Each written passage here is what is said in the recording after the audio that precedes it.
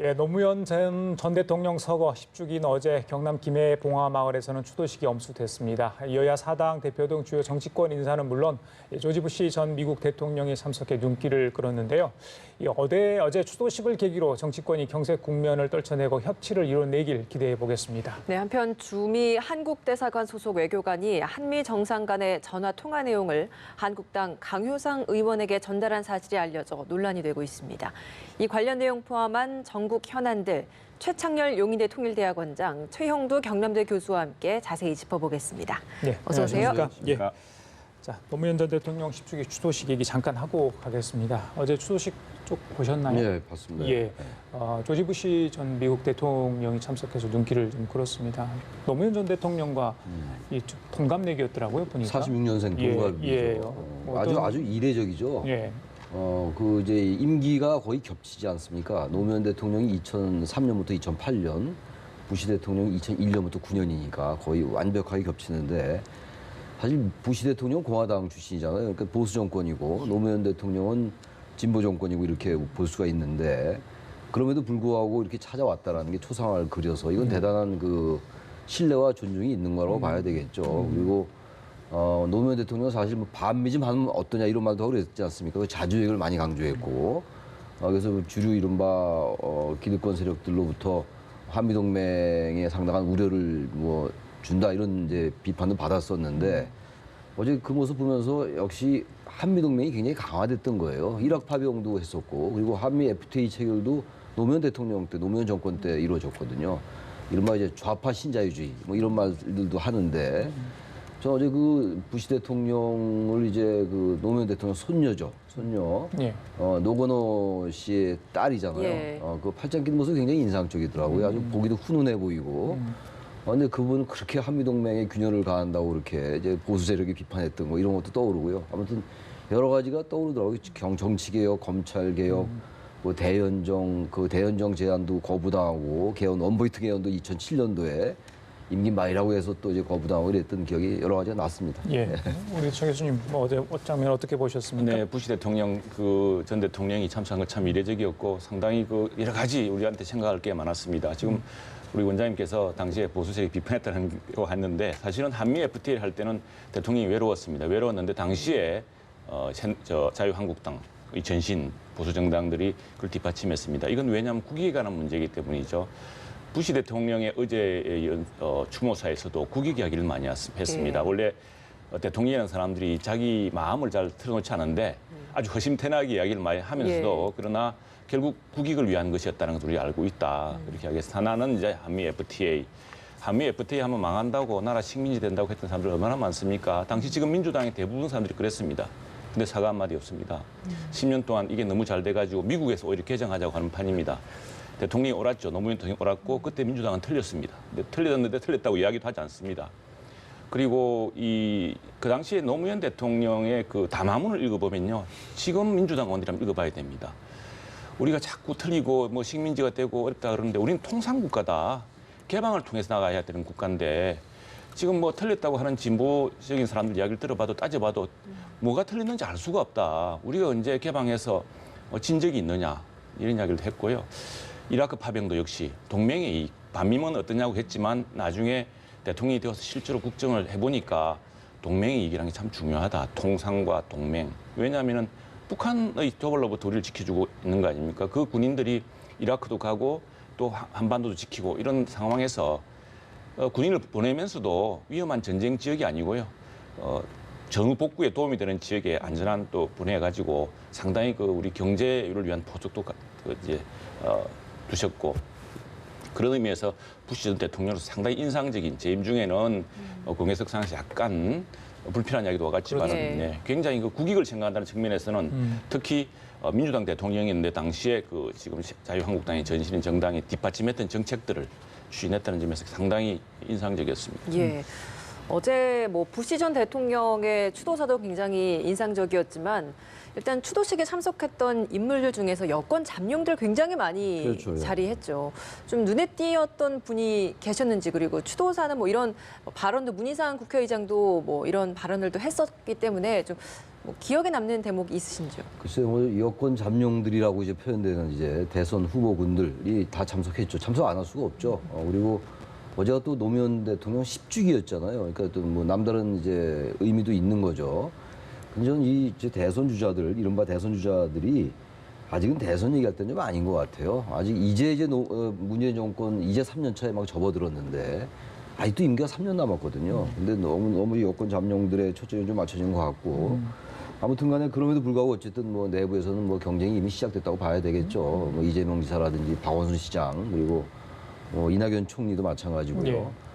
아무래도 어쨌든 노무현 대통령의 10주기니까 지금 노무현 정권의 그 계승자가 지금 문재인 정권이라고 보고 있는 거 아닙니까? 이제 그렇게도 얘기를 하고 있고 그런 점에서 어제 노무현 대통령 10주기가 이런 잠룡들의 어떤 또다시 새로운 그 주목을 받는 그런 계기가 되지 않았나 이렇게 생각합니다. 어제 현장에서 뭐 박수를 치고 뭐 연호도 또 연호하고 사진 촬영을 요구를 하기도 하고 그래서 여권 잠룡들이 어제 좀 상종가를 달렸다 추도식에서 저희 현장 취재 기자들 이렇게 좀 전달해 오더라고요. 어떻게 보셨습니까? 네, 여권 잠룡들이 정말 노무현 대통령이 했던 특히 노무현 대통령 후반기 국정 초기에는 사실은 약간 혼란이 있었습니다. 여러 가지 이념의 문제, 뭐 반민문 어떠냐 이렇게 너무 직설적으로 대변하는 바람에 후반에 상당히 안정되고 이 국익을 위한 이런 말을 했습니다.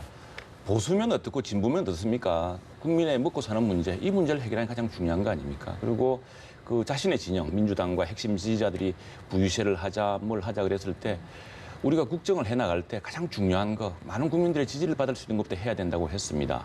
지금 여권 잠룡들이 이 자리에서 잠깐 얼굴만 내비칠 게 아니라 지금 3년 차로 들어가고 있습니다만 문재인 정부 잘하는 것도 있지만 상당히 걱정스러운 대목이 많습니다. 이런 대목에 대해서는 대안도 제시하고 노무현 대통령이 바로 그 실용주의, 이념과 구호가 아니라 실용, 국민의 생활을 제일 처음으로 두는 그래서 자신의 그 지지자들, 강력한 지지자들조차도 설득해내고 또 반발을 무릅쓰고 일을 해나가는 당시 한미 FTA 할 때 그때 노무현 대통령을 도왔던 국회의원들이 있습니다. 송영길 의원, 지금 홍영표 내대표도 그렇고 임종석 전 실장도 그렇고 이런 분들 자기 당 내에서요.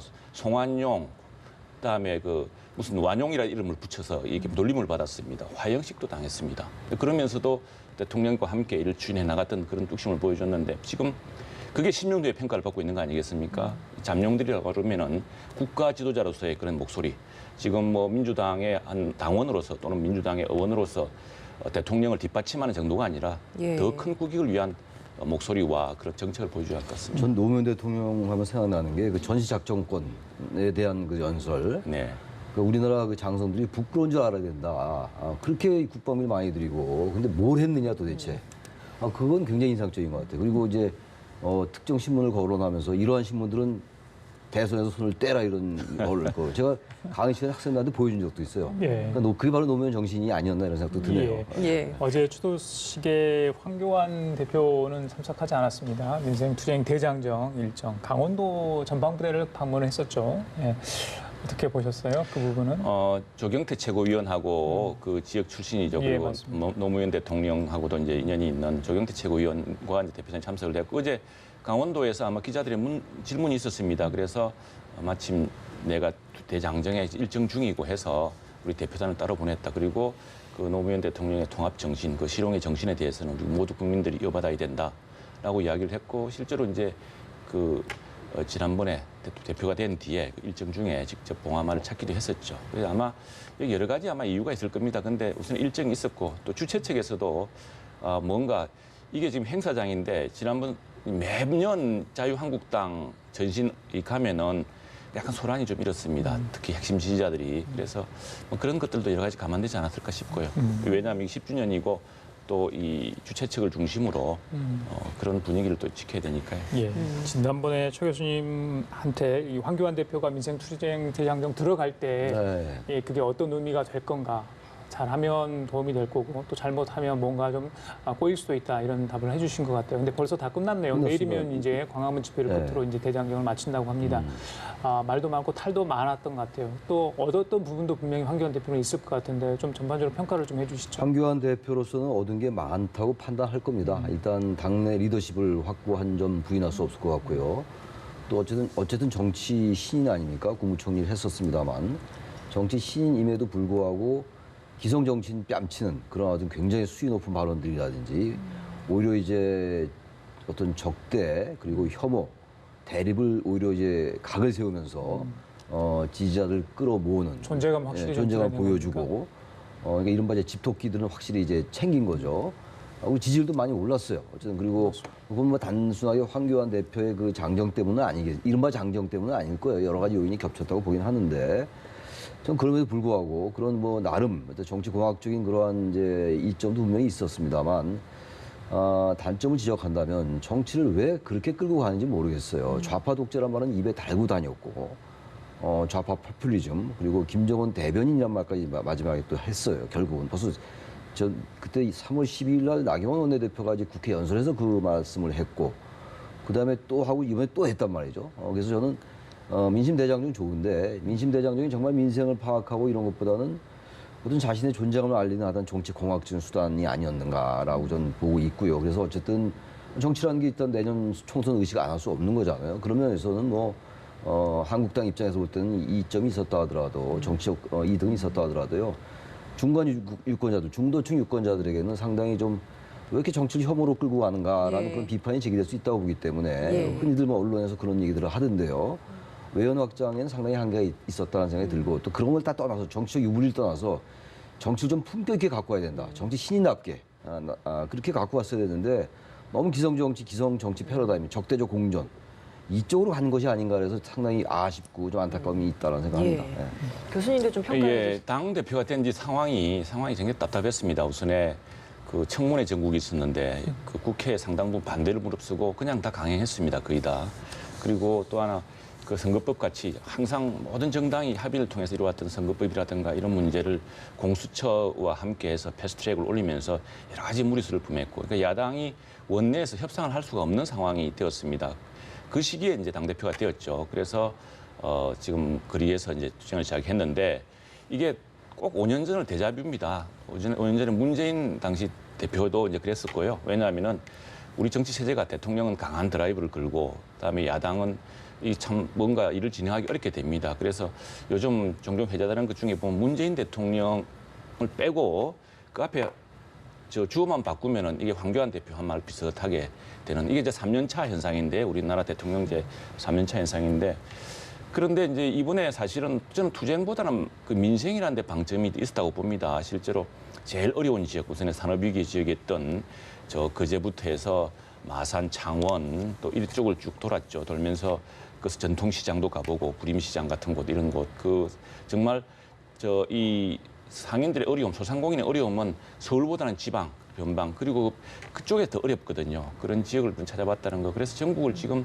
이렇게 돌면서 민생의 현장을 사실은 국무총리로서도 많이 돌아다니시겠지만 그러나 정당의 대표로서 이제 정말 민생을 한번 살펴보고 그 토론을 듣는다는 것은 굉장히 의미가 있고요. 그리고 지금 이제 내일 집회죠. 내일 집회로 이제 일단 장외 장정을 마무리한다고 하지 않았습니까? 그러니까 지난번 이 패스트트랙 국면 그리고 청문회 국면에서 시작됐던 그것들을 일단 수습하는 국면으로 들어간 것 같고요. 이제부터는 보다 그 민생의 장정을 통해서 살폈던 민심을 반영하기 위한 정책들을 또 확고히 내놔야 될 것으로 생각합니다. 이렇게 장외 투쟁이 좀 일단락되고 나면 이제는 국회 내로 돌아와서 국회 정상화 부분이 좀 될 수 있을까? 이것도 궁금한데 어떻게 예상하십니까? 국회 정상화 그렇게 쉽게 되지 않을 것 같아요. 왜 그 말씀 드리냐면 지금 이제 그 야당 한국당이 요구하는 건요 패스트트랙 철회예요. 근데 패스트트랙 그 신속 처리 안건 지정 그건 처리할 수가 없는 거라고 저는 생각을 합니다. 왜 그러냐면요. 물론 한국당은 거기 참여하지 않았지만 국회법에 따라서 그 절차를 따랐던 거거든요. 그걸 어떻게 처리합니까? 저는 한국당이 무리한 요구를 알고 요구하는 게 아닌가. 그 요구를 하면서 그게 안 되면은 국회 정상화에 임할 수 없다라고 얘기한다면 그 상대방이 어느 정도 받아들일 수 있는 그리고 서로 이해관계가 다르지만 그래도 절충의 여지가 있는 걸 가지고 조건을 내걸어야 되지 않겠습니까? 협상이라는 게 타협이라는 게 그런 건데 원천적으로 패스트트랙을 철회해라, 사과해라. 그건 전 맞지 않는다고 봐요. 그렇기 때문에 정상화를 할 생각보다는 어쨌든 이 좀 대립각을 계속 유지하면서 뭔가 지지자들 좀 끌어모으는 이런 정치로 가려 하는 게 아닌가라는 생각이 들어서 그러면 언제까지 그렇다고 국회 정상화를 미룰 수는 없는 거겠죠. 그게 이제 황교안 대표에게 주어진 과제예요. 나경원 원내대표로서는 어쨌든 원내 사령탑으로서 상당한 책임감 느끼고 어쨌든 최근에 또 야 3당들이 또 만났잖아요. 여야 3당들이 만났고 하니까 그런 분위기는 분명히 무르익긴 있는데 너무 워낙 지금 일을 안 하고 있잖아. 1, 2월 달에 본회의 한 번도 안 열렸고 3월 달에 민생법안 몇 개 처리했고 4월 달에 패스트트랙 가지고 그날이 떨었고 5월 임시국회는 아예 소집조차 얘기도 안 되고 있고 이거 언제까지 이렇게 합니까? 정치는 왜 존재하는 거예요 도대체?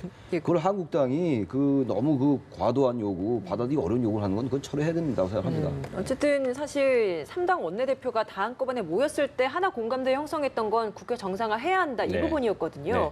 근데 서로가 이제 하고자 하는 그 전제 조건에 있어서의 차이가 있어서 그랬던 것인데 네. 장외투쟁이 좀 마무리되고 나면 이런 전선을 좀 바꿔서 이제는 좀 대화를 하려고 하는 게 한국당 측에서도 좀 보여질 거라고 보시는지. 예, 한국당 측보다도 지금 국회 원내대표들이 다 바뀌지 않았습니까? 우선에 이제 그 민주당 원내대표가 이인영 원내대표 바뀌었고, 그다음에 오신환 원내대표 바른당이 됐습니다. 국회가 리셋됐습니다. 원내대표단이 이게 중요한 의미가 있는데 이인영 원내대표는 어떻게 해서 원내대표 되냐 그러면은 신문의 김태년 의원을 이겼습니다. 이겼는데 이제는 당정청의 중심이 당이다.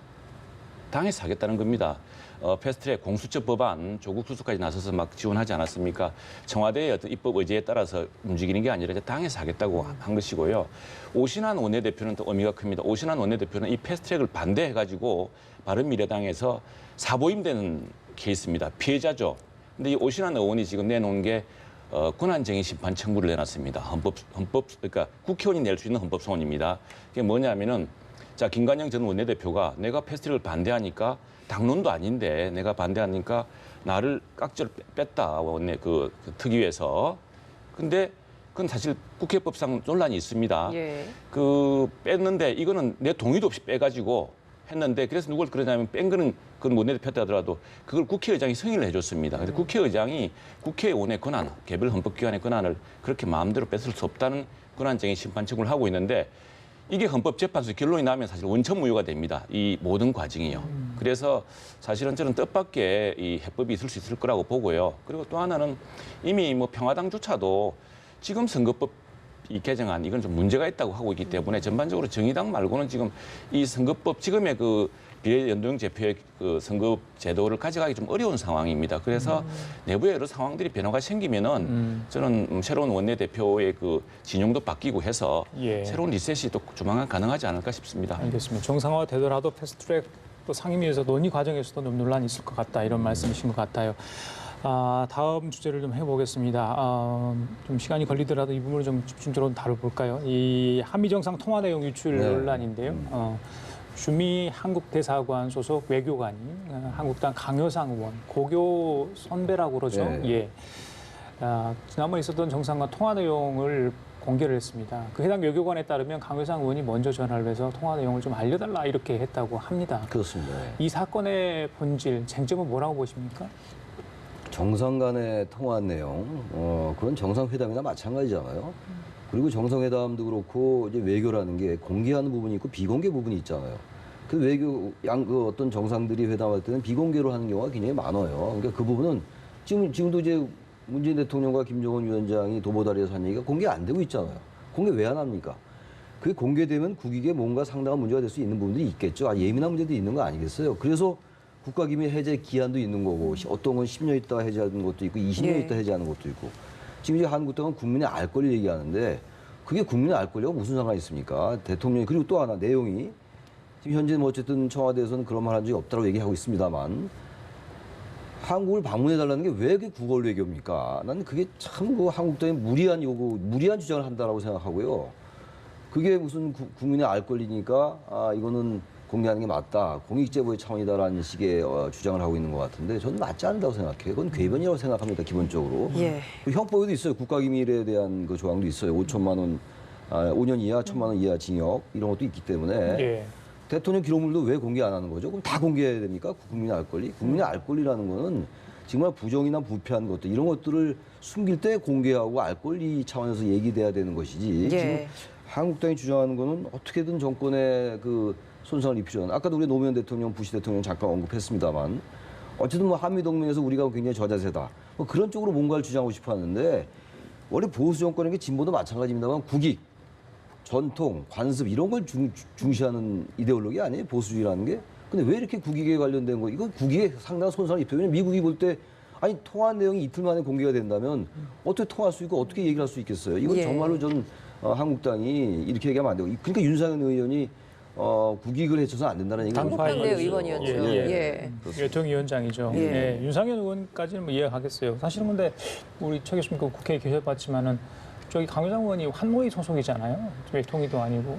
강유상 의원이 이제 저도 워싱턴 특파원을 했습니다. 워싱턴 특파원 출신입니다. 맞습니다. 예, 그래서 네. 5년을 해서 아마 이 한미 관계 문제는 이제 자기 문제 좀 그 상당히 관심 사안으로 보고 예. 나름의 이제 정보도 있고 뭐 그랬던 것 같습니다. 그랬는데 뭐 강유상 의원 주장도 지금 일리가 있고요. 이게 사실은 궁금하기도 하고 이게 왜냐하면은 혹시 한국을 안 오는 거 아닌가, 뭐 한국만 지금 뭐 배제된 거 아니냐, 뭐 이런 이제 의구심도 있는 거 아니겠습니까? 뭐 그런 걸 알아본 것 같은데. 저는 사실 논란을 너무 키우고 있다 생각이 듭니다. 뭐 청와대 주장도 지금 그 사실 걱정하는 부분이 있겠습니다만 처음에는 그러니까 논란을 키웠다는 부분이 어떤 예, 부분을 처음에 근데 그 말을 말씀하시는 했을 때 건지. 강효상 의원이 조용히 전화를 해서 이런저런 부분이 있습니다. 그 부분은 그렇게 하면 될 건데 그러니까 이걸 바로 기자회견부터 말씀하시는 공개, 예, 건가요? 그렇습니다. 예. 강효상 기자회견을 먼저 했죠. 이건 뭐 청와대와 예. 상의하지 않고 먼저 했겠죠. 네. 그렇다고 한다면 오히려 이 문제에 대해서 사실관계를 이야기해서 좀 설득을 하는 게 낫지 않을까 생각이 들고. 근데 이건 처음에는 사실무근이라고 했습니다. 이에 대해서. 근데 무엇이 사실무근인지. 그리고 어쨌거나 지금 중요한 것은 우리 최 원장님 말씀하셨습니다만 한미 정상이 만난다는 사실입니다. 그 노무현 대통령 이제 이야기 나왔으니까 한번 더 이야기하자면은 우리 저 외교관들 이런 분들은 그 의전을 상당히 중요하게 생각합니다. 뭐 만나는 형식, 국빈이냐 뭐냐. 근데 이게 실질적으로 만나는 게 중요합니다. 만나서 어디서든 만나서 직접 전화가 이제 만나서 그 허심탄회하게 현안을 이야기하고 한다는 게 중요한 것이고요. 특히나 바로 이웃 일본까지 이제 이게 뭐 다자회의 정상회의가 있어서 오는 것이긴 합니다만 그 다음에 직접 와서 이 만난다는 것은 지금 꽉 막힌 이 미북 간 관계라든가 또는 남북 문제에서도 상당히 허심탄회한 논의 기회가 있는 것이고요. 오히려 뭐 청와대는 그런 문제를 강조를 해서 해야지 자꾸 이 문제를 가지고서 이렇게 하나하나 따진다는 것은 오히려 자꾸 논란을 키우는 측면. 왜냐하면은 어차피 불거진 일이고 그렇다면은 그런 문제에 대해서는 뭐 내부적으로 지금 그 뭐 조사를 이미 다 한 것이고 그 내부적으로 조용히 처리하면 되는 문제고요. 과연 이 문제를 이렇게 공개적인 논박을 벌여서 그것이 야당의 한 의원하고 청와대가 지금 이렇게 논란을 벌이는 모습은 크게 저는 국가적으로 그렇게 청와대에 큰 이익이 될 거라고 생각하지 않습니다. 청와대 이제 그러니까 국가 내에서 정부 차원에서 외교부 차원에서의 어떤 이런 감찰도 벌이고 있고 한데 그런 감찰 과정에 있어서도 지금 또 한국당이 또 논란을 제기하고 있는 부분도 있잖아요. 그렇습니다. 이 부분에 대해서는 어떻게 바라보고 그런 부분 좀 계십니까? 걱정이 있을 수 있죠. 그러다면 지금 이 사안뿐 아니라 매사에서 근데 그러다면 어떤 이런 문제에 대해서 여러 가지 그 공무원들의 문신이라든가 발언이라든가 의식 자체가 상당히 위축될 수 있지 않겠습니까? 그리고 이 형식도 그렇고 해서 그런 것들을 걱정하는 것이겠죠. 저는 최 교수님 말씀에 뭐 일정 부분 동의를 하는데요. 이런 부분을 그냥 넘어가면은 향후에도 이런 부분이 또 나오지 말란 법이 없잖아요. 자, 하나씩 그럼 좀 여쭤볼게요. 네. 그러면 지금 이제 여야에서 뭐 한국당 물론 제외하고요. 그렇습니다. 해당 외교관과 강효상 의원에게 책임을 좀 물어야 한다 이런 저는 뭐 주장인데 그런 입장입니다. 저는 책임을 어떻게 물을 수 있겠습니까? 그래서 외교관은 저는 뭐 공무원이니까 공무원의 행동 지금 대단히 부적절한 행동이잖아요. 그리고 그거는 그 설령 보더라도 누설하면 안 되는 거고 그건 직무상 취득한 비밀일 수 있는 거 아닙니까? 그게 지금 주미대사관이 다 돌려봤다는 거 아니에요, 지금 직원들이. 그건 맞는 게 아니죠. 그럼 문책해야죠, 당연히. 근데 이 강효상 의원은 국회의원이기 때문에 이걸 문책하는 방법이 없죠. 뭐 국회의원들은 모든 게 다 거의 특권 아닙니까? 공무원은 문책되지만 뭐 면책 특권 이런 게 아니더라도 국회의원은 뭐 정치적으로 책임을 묻는 수밖에 없어요. 따라서 한국당이 이렇게 나올 게 아니라 이런 부분 좀 경솔했다라고 얘기를 해야죠. 국익에 관련된 것이고 이래서 강효상 의원의 진위가 아니었던 걸로 안다. 예. 그러나 이런 부분들은 앞으로 우리 당이 상당히 그 신중을 기하겠다. 이런 발언 정도로 해서 이걸 그렇게 가야지 계속 국민의 알 권리다. 그리고 뭔가 비굴한 외교다. 이런 식으로 가는 건 맞지 않는다 생각합니다. 예, 네. 그럼 방금 저기 최 교수님 말씀하셨던 그 청와대가 색출자를 이제 찾기 위해서 색출하기 위해서 저는 뭐 색출한 표현이 휴대전화를 글쎄요. 이제 공무원들 거 다 이제 이렇게 수거를 해서 검색을 한 거 아니겠습니까? 그래서 이제 발견했는데 이번 사안에 대해서는 어쩔 수 없다고 보시는지 그 이전에도 외교부에서는 뭐 비슷한 뭐 유사한 일이 있어서 많은 공무원들이 이렇게 물론 이제 사전 동의를 받았다고 해요. 청와대에서는 그렇게 이야기합니다만 그 부분에 대한 적절성도 논란이 되고 있는데 거기에 대해 어떻게? 그럼 어쨌든 뭐 한국당이 문제 제기할 수 있는 부분이긴 합니다. 그러나 이 부분을 알아내려면 휴대폰을 그걸 검사 안 할 수가 없는 거 아니겠어요. 그래서 그 부분은 전 반드시 이거는 알 필요가 있어 색출한 표현까지 쓸지는 모르겠는데 아무튼 공무원이 이런 기밀을 누설하고 그리고 정상 간에 통화한 거를 그 자기 고등학교 선배라고 해서 그걸 알리고 그럼 밝혀내려면 휴대폰 검색 필요하죠. 그 본인의 동의가 있었다면 그건 전 뭐 당연히 해야 된다고 생각합니다. 예. 알겠습니다. 그 박근혜 정부 얘기 하나 좀 더 하겠습니다. 지난번에 신화전에서 했던 네. 박근혜 전 대통령과 정호성 전 비서관 그리고 최순실 씨의 통화 내용 보셨죠? 봤습니다. 예, 취임사. 예, 취임사 봤고, 예. 근데 어제 추가로 공개된 게 있습니다. 예. 중국 칭화대 연설문 관련해서 예. 중국어 관련해서 연설을 좀 해달라 하는데 그거에 최순실 씨가 이야기를 해서 결국 했던 것 같습니다. 중국어 굉장히 유창했는데 유창하게 했죠. 예. 그때 화제도 됐었고. 예, 그 본질은 이제 그게 아니겠죠, 예. 물론. 예, 그만큼 최순실 씨의 영향에 막대했다 이런 걸 해석할 수 있는데 어떻게 보세요? 전 기가 막힙니다 한마디로. 기가 막히다는 말밖에 할 게 없고 2016년도 10월 24일 날 방송에 이제 그 태블릿 PC의 존재가 나타났잖아요. 그게 다 사실이라는 게 이게 반증되는 거예요. 반증 또는 방증되는 건데 이걸 최순실 씨는 아무런 직책이 없지 않습니까? 이른바 비선 실세예요. 근데 정호성 비서관이 그 대하는 태도, 저기 화면에 나옵니다만, 저는 대통령에도 저렇게 못했을 것 같아요. 정호성 비서관이. 그러니까 저 정도로 최순실 씨가 영향이 있기 때문에 저런 대화도 가능했던 거 아니었겠어요? 거의 지시대로 하고. 좀 그럼에도 불구하고 한국당 일각이 태블릿 PC가 조작됐다라는 얘기를 한 적이 있고, 이제 누구라고 얘기 안 하겠습니다만, 그러나 아직도 이 발언에 대해서 시정하지 않고 있고. 저런 발언들을 보면서 뭐라고 한국당이 한마디 해야 되는 거 아닙니까? 저게 바로 국정농단이에요. 왜 자꾸 국정농단이라고 그러느냐고 그러는데 한국당에서 저게 국정농단이 아니고 뭐가 국정농단입니까? 예. 대통령이 있는데 일개 아무런 지책도 없는 사람이 지시를 하고 비서관 무슨 권한으로 지시를 합니까? 그게 바로 지금의 사태를 초래한 거라고 봅니다. 예. 탄핵을. 최 교수님도 저 녹취 파일 들으셨을 것 같은데요. 어떻게 보셨습니까? 녹취 파일을 직접 들어봐야 될 것 같은데 저는 듣지는 못했습니다. 지금 뭐 언론에 난 보도만 봤는데 예. 사실 그게 지금 모든 사태의 발단이 있지 않습니까? 그게 이제 지금 사실은 국민들의 상당히 그 이반을 샀던 것이고 그게 청와대에서 근데 이런 그 함정이 항상 모든 청와대에 있습니다. 사실은 대통령이 누구의 의견을 참고하느냐 그 의견을 아주 그 공식적인 참모진으로부터 해야 되는 것은 분명한 일이고 또 그런 걸 통해서 결정이 내려져야 되는 것이고 하는 것이죠.